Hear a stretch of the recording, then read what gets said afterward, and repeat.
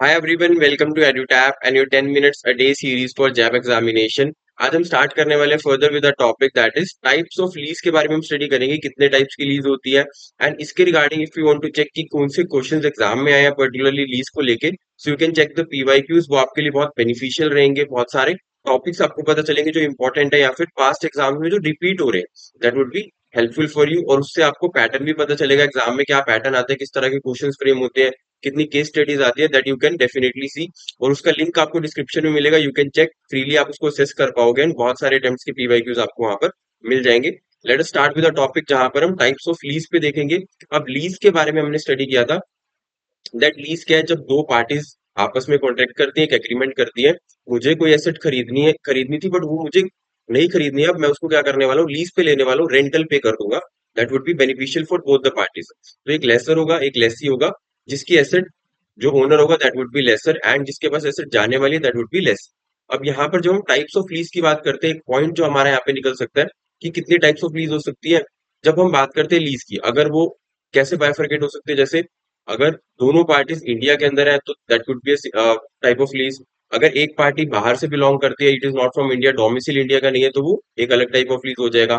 एक पॉइंट हमने स्टडी किया था that is ownership of asset भी कभी कभार ट्रांसफर हो जाती है साथ के साथ ही। तो वो भी एक पॉइंट आ जाएगा कि बाइफरकेट करने का कि टाइप्स ऑफ लीज कैसे हो सकती है। अगर आपकी ओनरशिप ट्रांसफर हो रही है that could be a different lease, अगर ओनरशिप ट्रांसफर नहीं हो रही है तो फिर वो एक अलग टाइप ऑफ लीज हो जाएगी। So let us study. सबसे पहले मोस्ट इंपॉर्टेंट लीज जो आपके यहाँ पर टाइप्स आते हैं that are operating lease as well as your financial lease, जिनको हम सेपरेटली स्टडी करने वाले हैं इन डेप्थ में।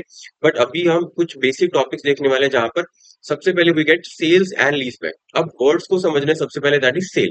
अब यहाँ पर क्या एक्टिविटी होने वाली, फॉर एग्जाम्पल मेरे पास एक एसेट है, मैं उसको सबसे पहले तो क्या करूंगा, सेल करूंगा। अभी तक मैं उसका ओनर था बट जैसे ही मैं उसको सेल कर दूंगा ओनरशिप ट्रांसफर हो जाएगी।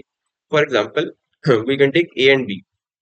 ए की एक एसेट थी, वो किसके पास जा चुकी है, बी के पास जा चुकी है। अब उसका एक्चुअल ओनर कौन बन चुका है, बी बन चुका है। एंड यहाँ पर फिर उसके बाद की एक्टिविटी होने वाली that would be lease back. मतलब मेरे पास जो एसेट थी पहले मैंने उसको सेल किया, अब वही एसेट सिमिलर मैं किसके लिए यूज करने वाला हूँ, मैं उसको लीज पे लेने वाला हूँ। और अब मैं उस एसेट के लिए क्या पे करूंगा, रेंटल पे करूंगा। और उसको अब मैं उसका ओनर नहीं होगा बट मैं आई हैव द राइट कि मैं उसको यूज कर पाऊंगा। मतलब asset owned by one party that was a, and अब वो क्या होने वाला है, सोल्ड हो जाएगी किसी अदर पार्टी को that was B. And simultaneously आप उसके बाद क्या करने वाले हो, उसी पर्टिकुलर एसेट को बी से लीज पे वापस ले लोगे यूज करने के लिए। Next is are domestic lease, जहां पर ऑब्वियसली डोमेस्टिक वर्ड से हमें समझ आता है कि दोनों पार्टीज कहाँ से होने वाली है, इंडिया से होने वाली है। That would be all parties जो इन्वॉल्व है लीज ट्रांजेक्शन के अंदर, उनका डोमिसाइल कहाँ पे है, इंडिया के अंदर है। इंटरनेशनल या क्रॉस बॉर्डर लीज कहाँ पर हो जाएगा, ऑब्वियसली वर्ड से समझ आ रही है कि अगर एक पार्टी भी वहां पर डोमिसाइल इंडिया का नहीं है दैट वुड बी वो आपका international and cross border lease वहां पर बन जाएगा।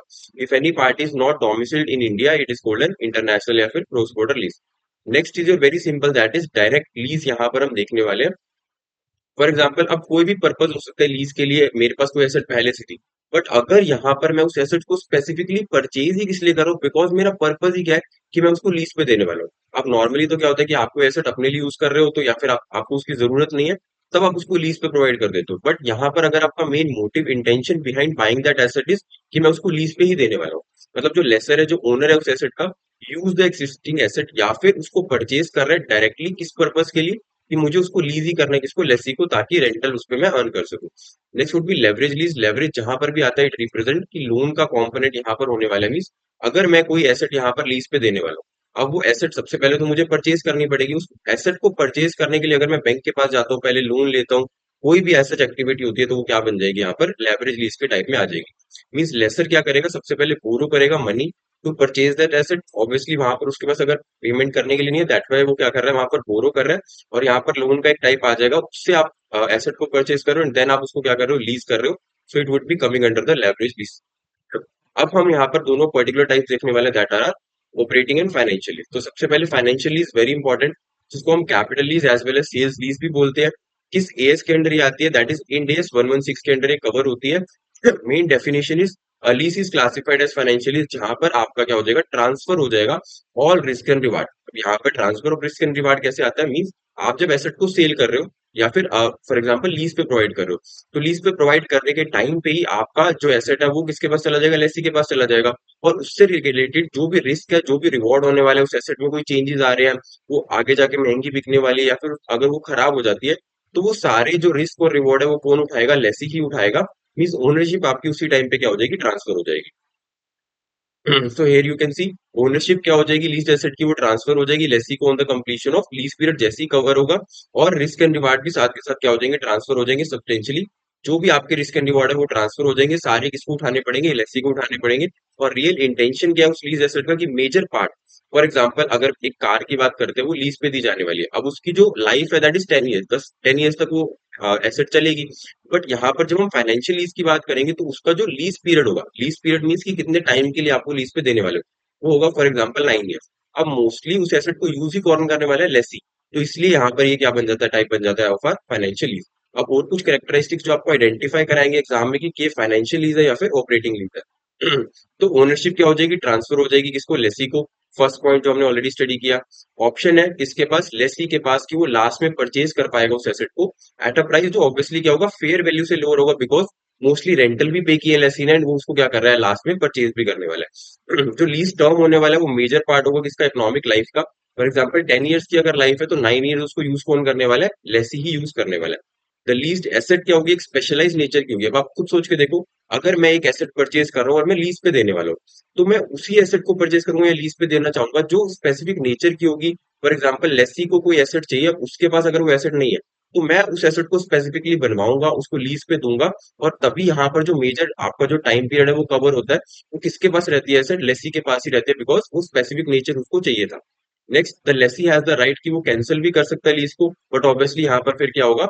जो भी लॉसेस होंगे वो आपको पे करने पड़ेंगे। कौन कौन करेगा उसको? लेसी, बिकॉज अल्टीमेटली ये फाइनेंशियल लीज का टाइप था। यहाँ पर आपकी ओनरशिप ट्रांसफर होनी थी, रिस्क एंड रिवॉर्ड ट्रांसफर होने थे। But if you want to cancel तो आपको फिर उसके प्रोज एंड कॉन्स भी देखने पड़ेंगे। Next we have operating lease. इसका जस्ट अपोजिट हो जाएगा, दैट इज यहाँ पर ट्रांसफर नहीं होती ओनरशिप। ये भी इंड एस 116 के अंदर ही कवर होता है। ऑपरेटिंग लीज जहां पर आपकी ट्रांसफर नहीं होती सब्सटेंशियली, और risk and rewards.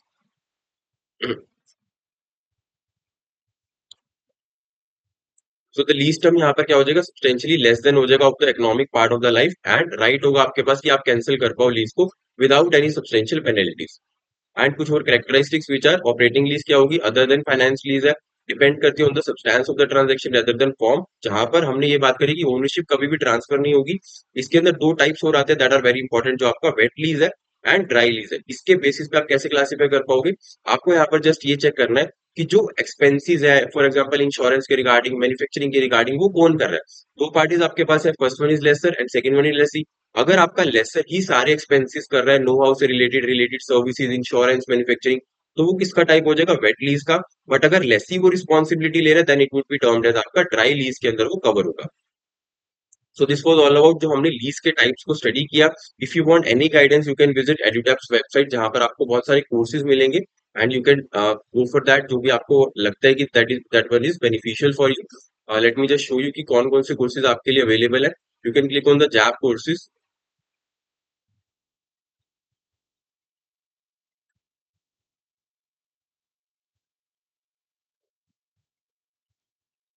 So here you can get कि आपको बहुत सारे individual courses as well as master course you have, जहां पर इन डेप्थ नॉलेज आपको मिलेगी, लाइव क्लासेस, कंसेप्ट नोट्स।